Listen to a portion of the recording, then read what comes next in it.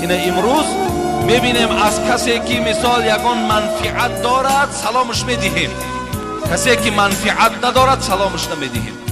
میبینیم کسی که پول دارد وظیفه دارد دویده به پیش میریم سلام بکنیم، لیکن کسی فقیر و بیچاره و ناتوان است باید سلام نمیدهیم.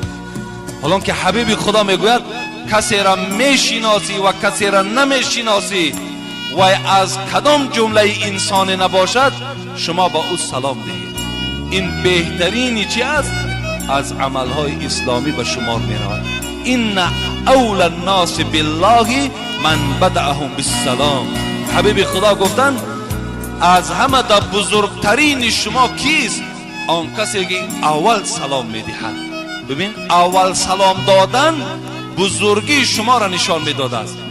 بهترین شما حبیب خدا گفت همان کسی است که اول سلام میدهد.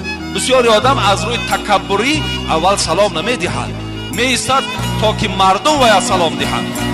ببین این از روی تکبری میشود. بعضی آدم دیده مثال سلام همتا نگاه میکنه و سلام نمیکنه، کنی میبینه از طرفی تو یگان سلام میشود یا نمی، او از روی تکبری است. به این خاطر ما در کدام حالت نباشیم اولی سلام دهیم. کسی را میبینی السلام علیکم و رحمت الله گفته اولی سلام بده، ان شاء الله تو بزرگترین و بهترین